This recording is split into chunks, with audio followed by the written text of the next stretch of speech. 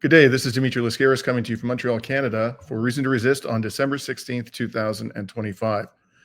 Today, we're pleased to be joined for the very first time on Reason to Resist by Fiorella Isabel. Fiorella is an independent journalist, political analyst with combined international ground perspective, and she's joining us today from Moscow. Thank you very much for joining us, Fiorella. Thank you for having me. So, all around the world today, we're witnessing, I think it can be fairly said, dramatic and rapid changes in political conditions and public opinion, one country after another. And of course, Latin America is no exception. And the main flashpoint, but by no means the only one in Latin America today, is the Caribbean region, where a massive US naval armada is just straight up murdering the crews and passengers of small civilian vessels and threatening an invasion of Venezuela. And with complete justification, many observers suggest that Trump's ultimate goal may be to control the massive oil deposits in Venezuela, home to the world's largest proven oil reserves. Nowadays, however, Fiorella, the US is a net exporter of oil. Its daily petroleum exports exceed its daily petroleum imports by more than 1 million barrels. So the question one should ask is, why would the US go to war to seize control of Venezuela's oil? Well, a recent speech by the CEO of Gazprom might provide an answer. And Gazprom, for those who don't know, is an energy giant and the largest company in Russia by market capitalization, I understand. So in October, its CEO, Alexei Miller, had this to say about the world's future energy needs. Искусственный интеллект – вещь неотвратимая. Мы на этот путь уже встали, мы по нему идем. И альтернативы, собственно говоря, искусственному интеллекту нет. И задача нашей пленарной сессии, конечно же, не заключается в том, чтобы, например, говорить о том, как будет развиваться искусственный интеллект, нужен, не нужен, в какой степени и так далее, и так далее. Мы просто фиксируем, что он требует все больше и больше энергопотребления. А дальше, чем мощнее соды, чем мощнее искусственный интеллект, тем вам требуется больше энергии. Что говорят специалисты, что говорят эксперты? Эксперты говорят, извините, так через некоторое время вообще экономическая структура, экономическая карта мира, она очень существенно изменится.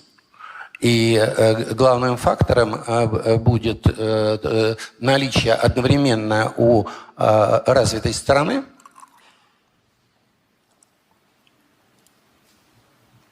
мощных цодов,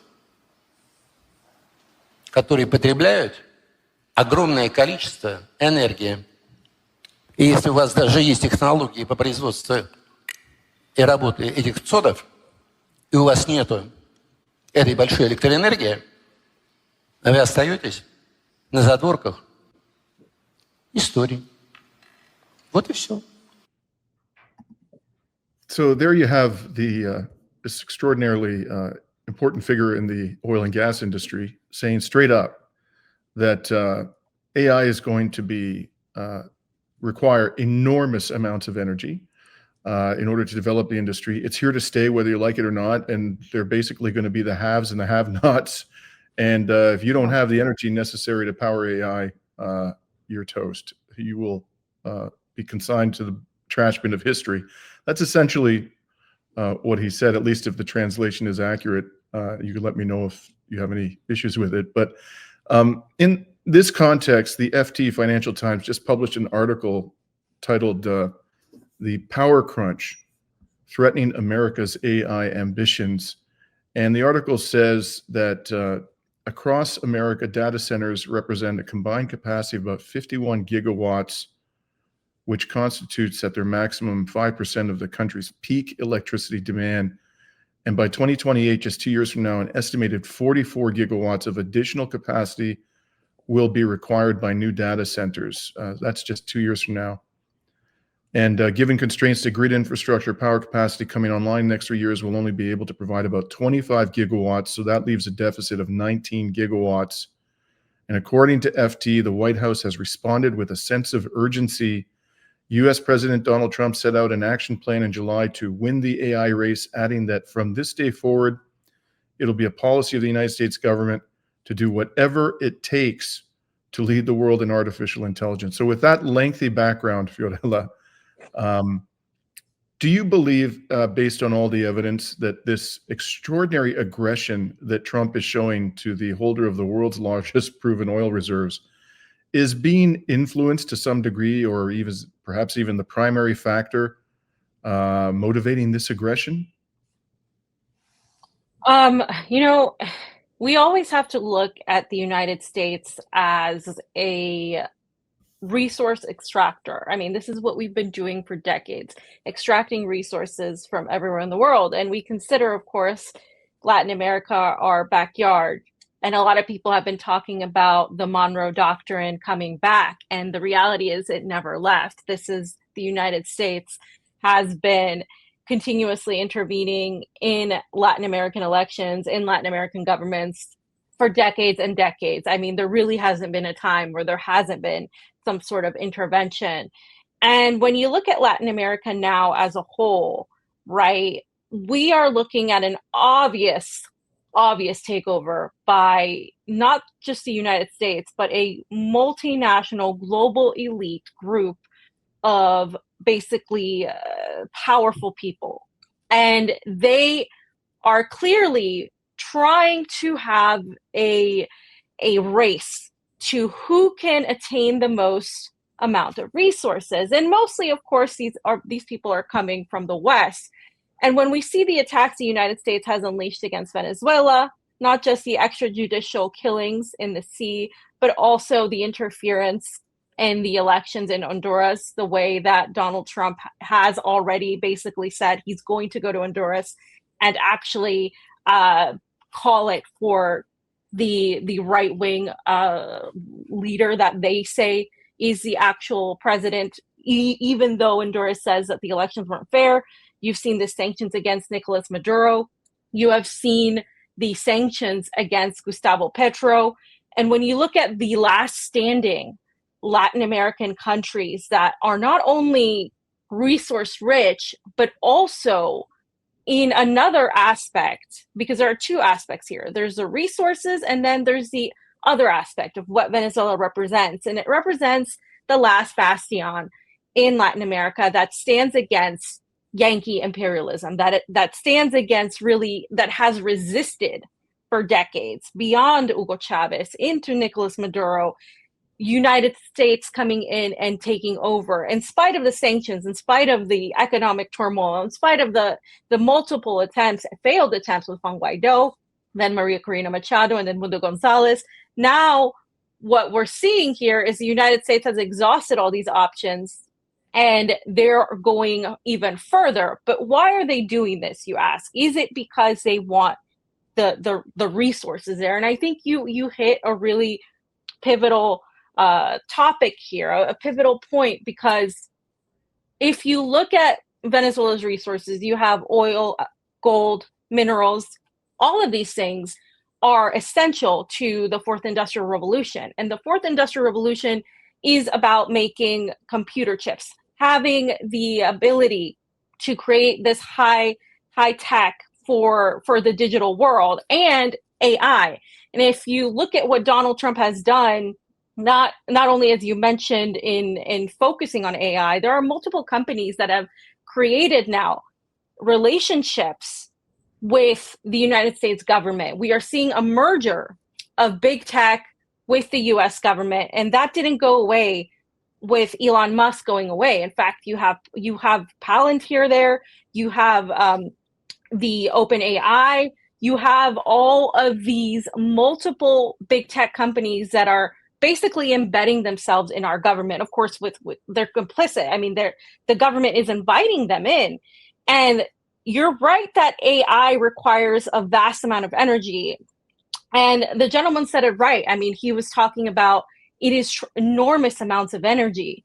And so what we're seeing here is the United States is trying to build a block against the other world powers, particularly more than anybody, China, right? So they're basically trying to obtain all these resources in all of these countries, and they're working towards building all of these resources in order to compete in the global capital race against China. And that's why you're seeing so much going on in Latin America, specifically Venezuela, specifically Central America as well. And you're also seeing that happen in other areas, like in takeovers, for example. You're seeing the government shift. You just saw Chile's election, Bolivia. All of them are swinging towards beneficial relationships with the United States. And that's no coincidence. All of this is happening at the same time. And that's the reason why I had to give that perspective, because it's not isolated incidents that we're seeing. Everything that was just mentioned is entirely connected, and it's all about attaining the resources. And apart from that, there's the additional problem that they have, that Venezuela isn't just going to be the guy that walks away and lets you take their land. They're extremely resistance minded, akin to what we've seen in West Asia with Hezbollah, with Iran, with that mentality of ideological resistance. And that is extremely dangerous to them as well. I'm glad you mentioned Iran. And I saw recently you and Vanessa Bili you were interviewing a comrade from Venezuela. His name escapes me, but I actually met him when I was in Venezuela last year. And you were talking about the notion that Venezuela and Latin America occupies a place vis-a-vis the resistance that is similar to that occupied by Iran and West Asia. The Israelis like to refer pejoratively to Iran as the head of the snake. You could be a more complimentary and say it's more like, the mothership of resistance. But in any case, do you think Venezuela occupies a similar role in Latin America, that it really is the linchpin of resistance to U.S. hegemony? And that's why it, more than any other country right now, is in the crosshairs of the Trump regime? Absolutely. I mean, what we can see right now is Venezuela's managed to have resources and resist the United States. You have Cuba, that's a small island, that the most resourceful thing it's had is its tourism. And the United States, of course, has been just trampling on that, especially since COVID. Things have gone downhill in Cuba. And it's in terms of the sanctions, obviously, because sanctions obviously are an act of war, a siege war, and they kill. And what we're seeing is that every single Latin American country, one by one, is in the crosshairs, right? So like I said, you have Bolivia that recently, first it ousted the former president Evo Morales. Then the Luis Arce was basically who betrayed Evo Morales, according to many of the indigenous groups there, basically was entirely just kicked out in an effort to have a right-wing leader. When I say right-wing in terms of Latin America, I mean a U.S.-backed candidate that really wants to open up the country for rampage by the United States. They really want to open up the country to be essentially taken over. And if you look at Latin America now, Peru is basically essentially controlled entirely by the United States. They continuously change presidents. It's completely not stable. And all of the resources go to multinational corporations. The former president who tried to change that, Pedro Castillo, is in jail because he tried to change that. And so they've just gone through this series of turmoil and changing leadership now with another, of course, US-backed right-wing president. And so you have Bolivia, Peru, you have Brazil has an election next year. And Lula da Silva, of course, has been a nuisance to the United States. They thought he would be more easily controlled. And he has actually been, of course, having relationships with Russia and with BRICS. And you have Gustavo Petro, who was also by many looked to be a sort of candidate that was weak, that was likely just going to be a liberal. And he's actually opened up relationships with Venezuela. Yeah, from time to time, he says really just things that he shouldn't be saying about Venezuela or Nicaragua. But overall, before the Uribista government in Colombia had completely closed relationships with Venezuela, they completely had disdain and were very antagonistic towards Venezuela. Whereas Gustavo Petro has opened up that relationship and has, of course, also been targeted by the United States. And Argentina is under Milei. You have basically Paraguay and Uruguay not really doing much else for themselves. They're not aligning themselves to the quote unquote, progressives or even the anti-imperialist sector. So you basically have only Venezuela in South America that really is that resistance aspect, right? And you have Colombia that's more of a progressivist government, but it's also being targeted, and it's its neighbor. And I think if the United States is going to target Venezuela further, this is why they're going after Petro. And in Central America, you have Honduras, who just had their election that the United States has been trying to intervene in and did. And then you have Nicaragua has an election next year. And pretty much everywhere else is US affiliated in one way or another. So what I'm saying by all of this is that you have very few sectors that are actually trying to resist the United States intervention, that are fully sovereign. You're talking about sovereignty here. The issue is about sovereignty. And these are the only remaining sovereign states, effectively. And so this is part of the whole thing, like why Venezuela represents what they represent. Well, they represent the Bolivarian revolution. They represent, what Simon Bolivar also wanted, the dream of the Gran Colombia. And Petro actually talked about this recently in a speech. It was a very powerful speech.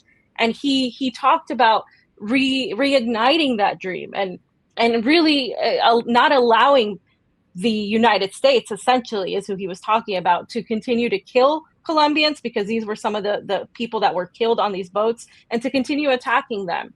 So yeah, obviously, if Venezuela falls, then pretty much the entirety of Latin America is entirely lost or in peril at the very least. So let's talk about how far you think the Trump regime was willing to go to achieve this goal. Obviously, murdering people in cold blood didn't cause the overthrow of Nicolas Maduro. So then they began to basically steal cargo ships in international waters, which, by the way, makes a mockery of the U.S. claim to be a guarantor of freedom of navigation. Who's a bigger threat to freedom of navigation in the world today than the United States? And now Trump is talking about, he says land strikes. And I think the most recent threat was on December 11th, when he told reporters at the White House, quote, "We'll start that on land too. It's going to be starting on land pretty soon," close quote.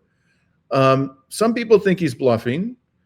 He's got a few problems here. One is his base is already, certain elements of the Trump base are quite worked up about the fact that Trump is actually starting new wars, like Iran, particularly, and don't want to see the United States become mired in another nasty, endless conflict. And he's got the midterms coming up. This could turn into a real quagmire for the United States. So where do you come out on this? Are you in the camp that he's probably bluffing, or do you think this man is going to do everything that it takes to overthrow Maduro, including, if necessary, a land invasion? Yeah, so I've been grappling with this question for a while, and I've been having these discussions because there seem to be two camps. But I think I don't think that what we're going to see is a land invasion. I do think that there is that kind of bluff in part because the United States has that tactic where they pump their chests and they say, "Oh, we're going to go in, we're going to do this," but ultimately they know it would just not be a feasible thing for them. I think I'm not saying we don't have the tech to do it. I'm not saying we don't have the capabilities. We do. But I think that I just don't see that being their strategy, because the majority of the time their strategy is more covert. This is probably the most overt we have seen the United States be. And when that happens, it's because there's something else going on behind the scenes. And what I'm looking at is they are essentially trying to turn people within Maduro's circle against him, because the thing about a country having a leader that's very well liked and powerful is that the military sticks by him. And the key to not being couped as easily is to have the military on your side. And Nicolas Maduro has that. He has the military on his side. He has the vast support of them. So if the United States wanted to get to Nicolas Maduro to do, as they have alluded to him, what they did to Muammar Gaddafi, then they would have to be able to get to key people that are in a circle. And Venezuela is extremely intelligent, as I'm sure you know, in terms of their circle of people. I mean, I'm sure there are definitely operatives everywhere. But in terms of protecting that, they are pretty good at that. They have resisted decades and decades of this. This isn't their first rodeo. Now, you talk about Trump wanting to do everything he can. I think the reality here is Marco Rubio is the driving force. He has had his hands in Venezuela regime change efforts for a long time. It's been well documented. He has his tentacles, of course, in Miami, where there's a lot of Venezuelans that, you know, some of us call gusanos, people who are basically selling themselves to be in favor of a U.S. takeover. People like Maria Corina Machado that are essentially doing everything they can to paint the picture that Venezuela is a dictatorship and all of that. And so I think that Marco Rubio is the one that is actually the driving force, because he's the one that's affiliated with what I would call the deep state. And by talking about that, I mean like the intelligence apparatus that really wants Venezuela. And the way they're going to attain it, I think it's going to be through continuous efforts of destabilization and also the covert operations of trying to target particular insider circles within the Maduro government, and also, of course, false flag efforts. Because as you know, they're convincing a lot of their voters, Trumpists, that the reason they're going in is because of drugs. And you will see people, you think that's ludicrous when you look at what's obviously going on here. But some people are convinced that Venezuela is involved in the majority of the drug trafficking, which is absolutely insane and unheard of, because the majority of it goes, you know, from Mexico through the Pacific and all of that. So Venezuela is a minimal part of any of that. But it doesn't matter, because when you have the border issue, which is what Trump ran on, and when you can tie Tren de Aragua, when you can tie drug trafficking and narco trafficking into this, you have a potential to create a false flag in order to manufacture consent for that. So it's possible, yeah, but I think a ground invasion is unlikely, in my opinion. So you're based in Moscow, and you know there's been a lot of talk about Russian government support for Venezuela. I remember last year when Nicolas Maduro was declared the winner, both Russia and China had no hesitation in congratulating him on its victory and recognizing its legitimacy, whereas every single Western state, with scant or no evidence, immediately insisted that the main opponent of Maduro had won the election. The main opponent being an elderly fellow, again, whose name escapes me, who's pretty much Edmundo Gonzalez, yeah. Right. He's more or less a puppet of Machado, who herself is a puppet of Washington. But what do you think is the reality here in terms of Russian government and Chinese government support for Venezuela in its hour of need? Do you think there has been material support from a military perspective, or do you think it's more, shall we say, rhetorical in nature? Well, so historically, right, Venezuela and Russia have had strong relations, and you could say the same about China. But the way China and Russia operate, and especially Russia, since I'm based here, the way they operate is they're extremely a pragmatic government. They operate based on economic cooperation, trade cooperation, dialogue, diplomacy. That's how they operate. And again, you can say the same thing about China. But they do so based on their national interests. In their national interests, it's great to have a relationship with Venezuela because they're a fellow sanctioned nation. They have been, you know, involved in this sort of idea of a multipolar world that Russia has been promoting, and the idea of BRICS, even though they were kept out. Now, Venezuela is a country with resources, and when Russia looks at countries to align itself with, it's definitely going to look at a country with resources and importance at a different level. So Venezuela is actually important to Russia in terms of the oil resource, in terms of that type of partnership. They see that perhaps there could continue to be a relationship in Venezuela, and they could open up their own interests within Venezuela. And the same thing is said about China. In Latin America, for example, China has been building ports, one port in Peru, the Chang'e port, and they are expanding their presence in the region. This is why the United States has also been getting in there, because again, this is a global competition. And Russia has proven to be a major player in geopolitics. Not only are they obviously winning, who wins at war, but they're winning the war in Ukraine. It's a done deal. But also they've proven they can hold their own, and they've even proven this to the United States and NATO. I mean, in comparison to Europe, Russia's in a better position than it was before in a global economic type of term.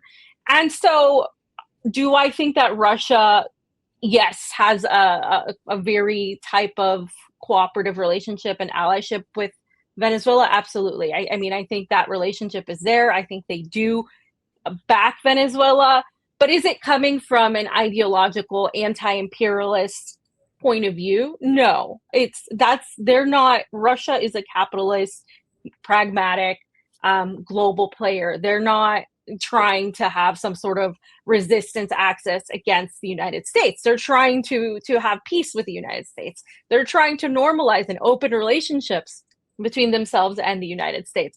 They're not trying to go to war with the United States. And again, this is just like their nature. This isn't necessarily a criticism. This is just like how the government operates. And the thing is, when people talked about weapons getting there, those weapons had long been there. And if Venezuela gets weapons from Russia, they have to pay for them. They're not just given to them, as a lot of the media stuff that we get. So my issue with the way people have been portraying Russia is how they try to impose a very Soviet era type of ideology on them. And that's not what Russia is today. Russia is a pragmatic, capitally driven player, and they have a good relationship with Venezuela, and Venezuela is important for that relationship. And I do think that we will see some sort of attempts to defend Venezuela. They always talk about Venezuela's sovereignty, but in terms of Russia putting boots on the ground, or China doing that, I don't see that. I see them more coming to some sort of diplomatic intervention of sorts. So despite these good relations between Venezuela, Russia, and China, and as you just mentioned, Venezuela was excluded from the BRICS. What is your understanding as to why that has happened? Yeah, so initially a lot of people were blaming Lula and Brazil, right? Because the talk was that they excluded Venezuela, therefore everything had to be everybody had to go along the lines. So the thing about BRICS is everybody has to agree, and they all have to come to an agreement as to who comes in. That's what is put out there. In my opinion, I just think that Venezuela is too much of a resistance, vulnerable state, that they are not being looked on favorably by other BRICS members. They're honestly, what Nicolas Maduro was saying in a lot of these meetings that were happening in the last BRICS summit was far more than anything you will ever hear from China or Russia. Again, when they talk about, for example, Israel, Palestine, they condemn what's happening in Gaza, but you'll never hear an outright, especially like blatant, like flat out anti-imperialist type of speech coming from the Russians. That's just not how they are. They have a relationship with Israel. They have a Russian Israeli citizens that live in Tel Aviv, like almost several million, and they have a cultural affiliation with Israel. When Trump and Putin sat down and had a conversation about Iran they specifically agreed that, you know, Israel has not only the right to exist, but they advocate for a two-state solution. They advocate that, you know, Iran cannot attack Israel. This is just commonly known information about Russia's relationship with Israel.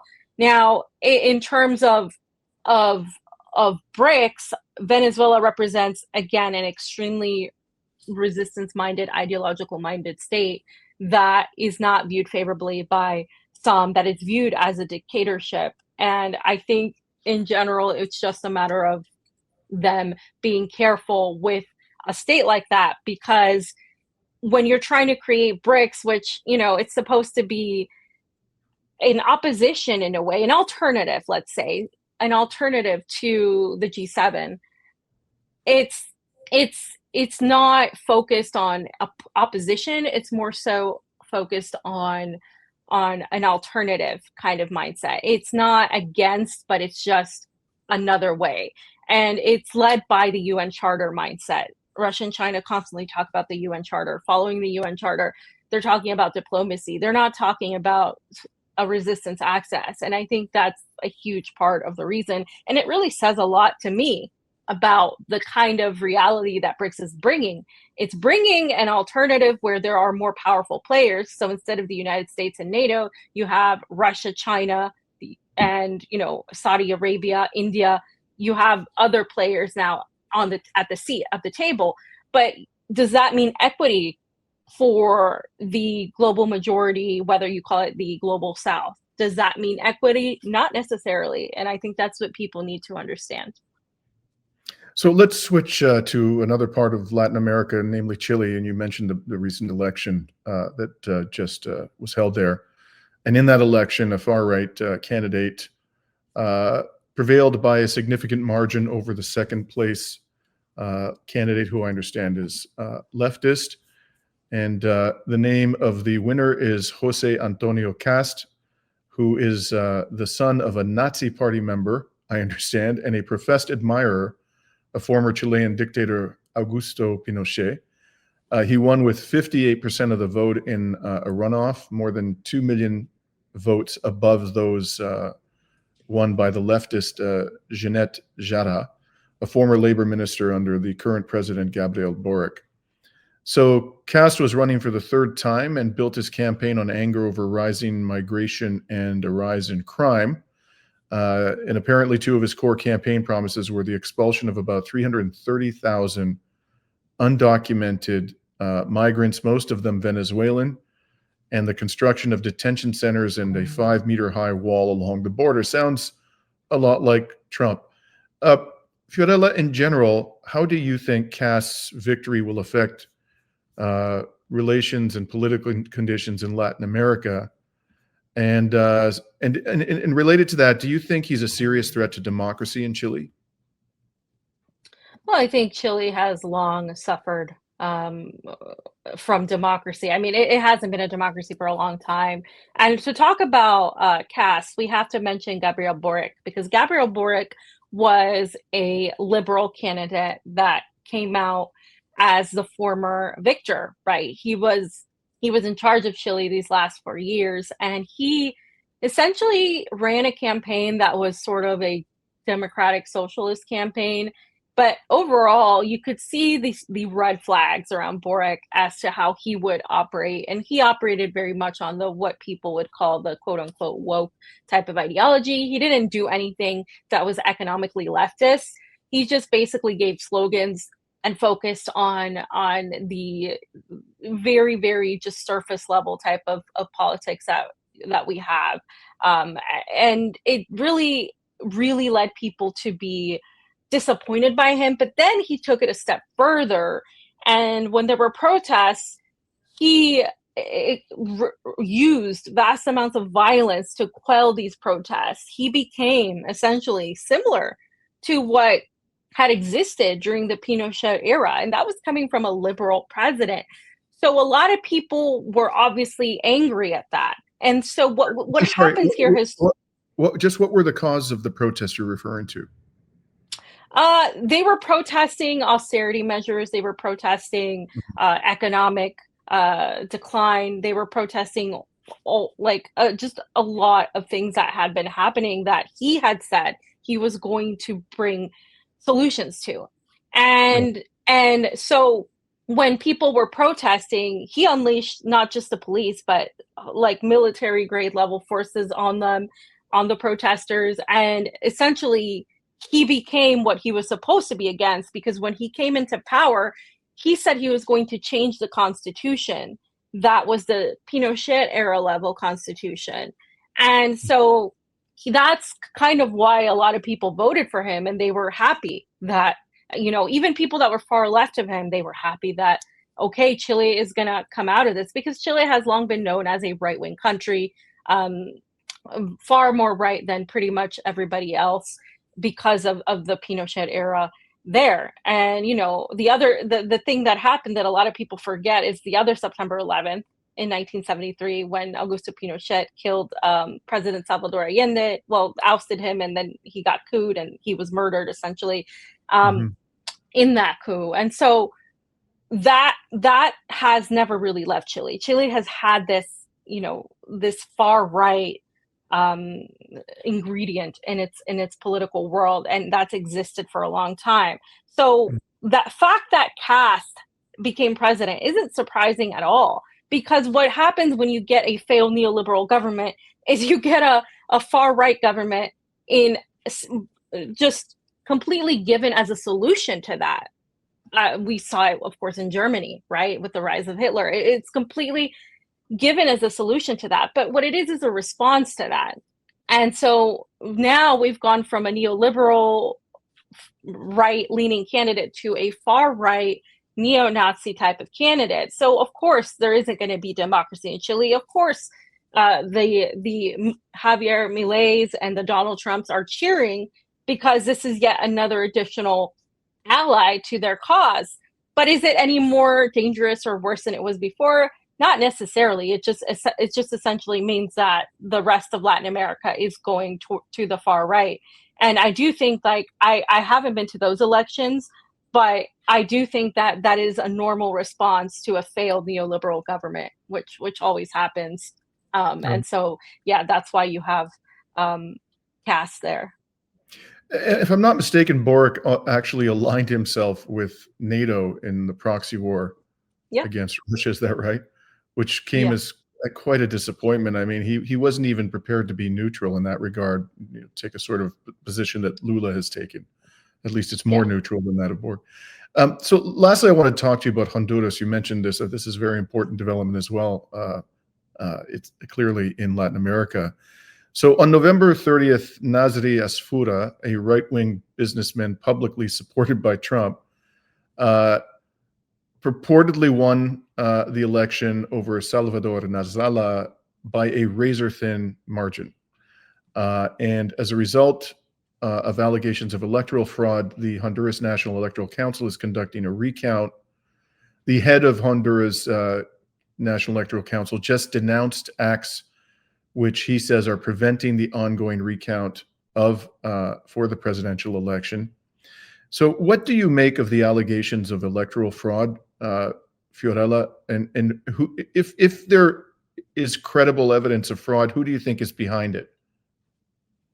Yeah, absolutely. So 100%, I believe the elections of electoral fraud, because what ended up happening, and I was in Honduras when Xiomara Castro was elected. So Honduras came back after the 12 years of a narco dictatorship by Juan Orlando Hernandez, who Trump has coincidentally pardoned. Juan Orlando Hernandez enacted such a criminal and violent type of regime in Honduras after they couped Manuel Zelaya in 2009 under Barack Obama and Secretary of State Hillary Clinton. And Juan Orlando Hernandez essentially created this narco-terror state where people were escaping and running away from Honduras. Now that led to the caravan migrations that were happening from 2016-ish, 2017-ish through 2020, and especially 2018 and 17. That was the bulk of it. So you had a lot of people coming in through Tijuana, Mexico, that were coming from Honduras, and they were the migrant caravans. And so during Trump's presidency, he was heavily focused on that. He was saying, we got to stop these crazy criminal people coming in and blah, blah, blah. So that was a direct result of US intervention. And I remember going into Tijuana, interviewing people, and they literally had signs on their campsites because they had tents that they were staying at in Tijuana. They were getting help from just activists who were giving them clothing, food, and shelter. And they had like banners saying Juan Orlando Hernandez, go Juanjo. That was the whole saying. Like, they were pretty much pointing him out. And I talked to this one man who was from Honduras, and he specifically knew exactly. He told me the whole story about how when all of this started happening, when Hillary Clinton came into Honduras and when Manuel Zelaya was removed from power in the middle of the night, and he specifically named Hillary Clinton. These people knew what happened in their government, and they were coming out of that violence because many of them would end up dead or actually part of drug trafficking, because that's what Juan Orlando Hernandez did. And he was appointed by the United States. And so when Xiomara Castro was elected, people were cheering, they were happy, they were celebrating in the streets. And we went through the whole election process in Honduras. We saw how it worked. They have to check IDs. You get a marked if you voted. You have a public counting. There was a public counting. You had to wait for the final results that were hand counted paper ballots. So you had the estimation of the online system that they have. But that system can be manipulated and hacked like every other online election system can be. So the reason why you don't announce the winner on that system and that you don't determine something is because you have to match the final tally of each polling center and polling location to the internet results that are just like a quick count. If you don't do that, then your elections are not valid. And it's called the actas. So they're like the tally sheets of every person in every, and for example, you're at a school, you have the actas will show from each sector within the amount of people that voted from the location that they voted from. You had to vote in the location you were given. So it's a process that's far more clear cut than ours in the United States. Is you can't just vote wherever you want. Like there's a whole process. There's ID. There's a chain of custody. There's all these verifications. And when people did that, and when the process was handled by the Libre Party, which is Xiomara Castro's party, the current president's party, they were there. They had people watching. Everything was set. And then what ended up happening now is none of that was in play. A lot of the people that were normally there, like myself, it was impossible to get tickets to Honduras. It was impossible. I was meant to be there. It was like the tickets the flights were either canceled or they were completely jacked up to ridiculous prices. And it's always like that, but not as bad.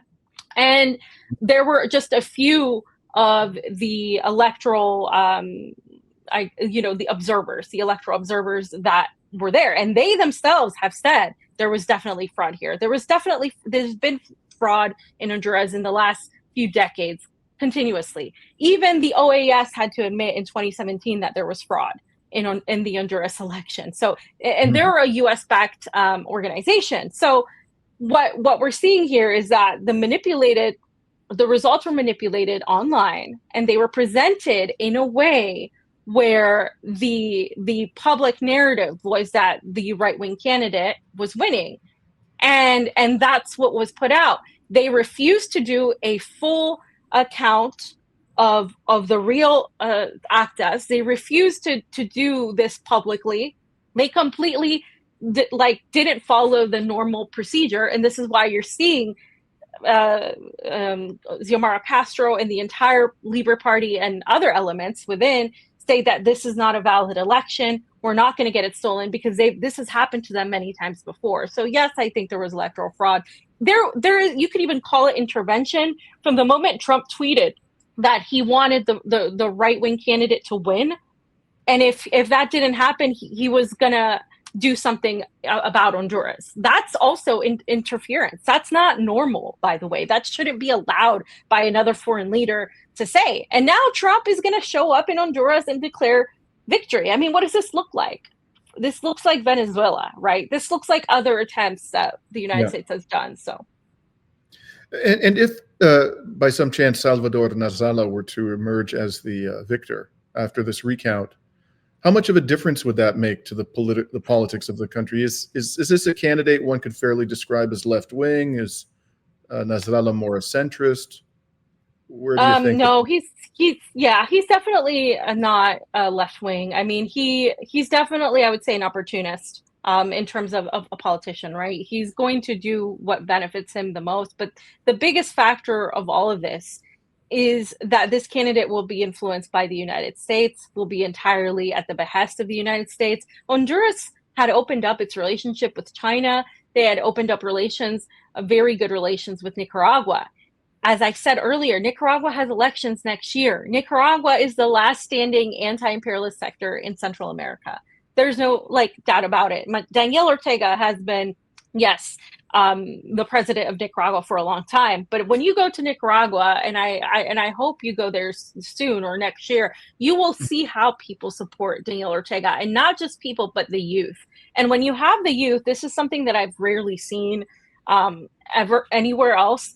You have the future of support. And of course, Ortega gets called a dictator all the time, very much like Nicolas Maduro. But the reality is Nicaragua has created food sovereignty. They've created a system where they're not reliant on outside food coming in. They're pretty much self-sustaining. And the United States could take the entirety of Central America if they can meddle inside Nicaragua's elections next year. And I think a huge part of that is why they are meddling in Honduras, because if they can take Nicaragua out of the picture, they have access to the entire region, essentially. And I think that's the bigger picture we need to look at. Honduras, yes, they're doing what they can to hold on to their sovereignty in spite of everything that's happened. Xiomara Castro, for those that don't know, is Manuel Zelaya's wife. So, they know exactly what this is. They've seen it before. And so what I think is happening here is, again, a full capturing of the region, because if they can take out Nicaragua, they can continue to damage Cuba with this long-standing blockade, then what's left? I mean, nobody's left. This is clearly a gigantic takeover of Latin America, a push into neo-feudalism for the people of Latin America. What we're seeing here is not just devastating, but it's actually very much what could happen to everywhere in the world in this fight towards this new era for domination of big tech and high tech and AI. The last time I actually went once in my life to Honduras, it was just after Hernandez, quote unquote, won his last election. He was still in power, and I went there with 6 human rights activists from the West to compile a report on conditions in the country. And there were 3 things that stood out for me. One was the extent of poverty. It was really a serious poverty problem. Secondly, the intolerance of the security forces for protest. We attended a very peaceful little protest in a village, and we all got gassed by a huge throng of heavily armed security forces. And the third thing was the country seemed to have been converted into a giant palm oil plantation. I mean, it was just amazing. Yeah. Everywhere I went, palm oil plantations, which were having various negative impacts on the population. My last question to you is, what do you think was accomplished under the era of Castro? Did the country make the kind of progress that people who voted for her hoped for? Or do you think that it was kind of a mixed record? Yeah, I mean, I think that with any politician that is taking over from a narco dictatorship, whether it's Gustavo Petro or Xiomara Castro, you're going to have a limited ability to what can change in 4 years. I mean, that's just the way the world works. There's no way you're going to take a country that was under a narco dictatorship and get everything you want. Xiomara Castro came in running as a sort of democratic socialist, and there was kind of a worry that she may not be, she may try to play both sides because of the fact that they've been couped before.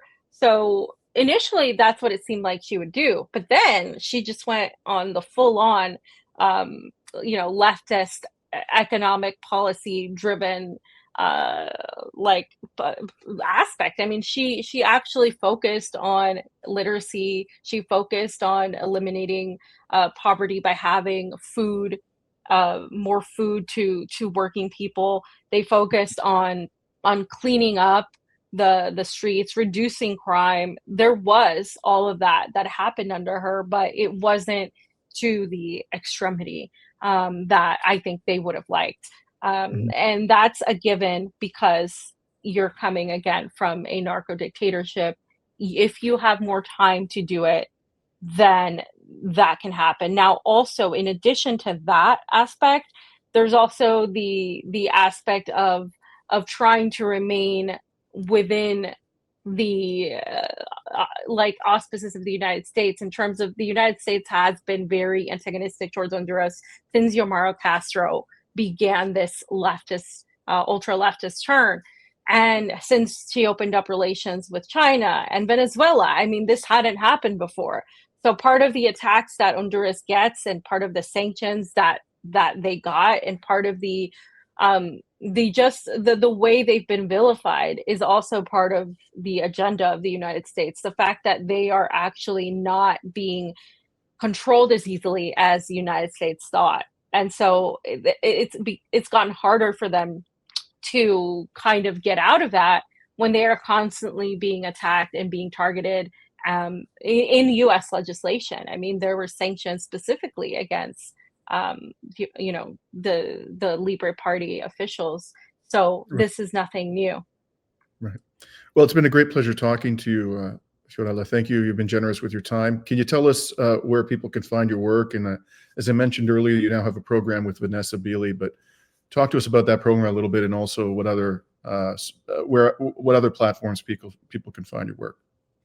Yeah, you can find me on Substack at Fiorella Isabel. I am also on YouTube with Truthwire. I have my co-host there, Craig. We do podcasts. We've been sort of this week not doing them because we're moving around. But also on Vanessa, we have Critical Perspectives. That's also on our Substacks. We have a YouTube there. We just started this, and we're trying to do it more often. And I would recommend all of you watch that, because we do deep dives on a lot of these, all of this analysis, a global analysis of the world, coming from a very resistance-minded aspect. So yeah, you can find me there, and you can find me on X as well. Great. And to our audience, if you found this video to be informative, please like and share it. And if you're not a subscriber of our program, we warmly encourage you to become one. Thanks again, Fiorella. Take care. Thank you.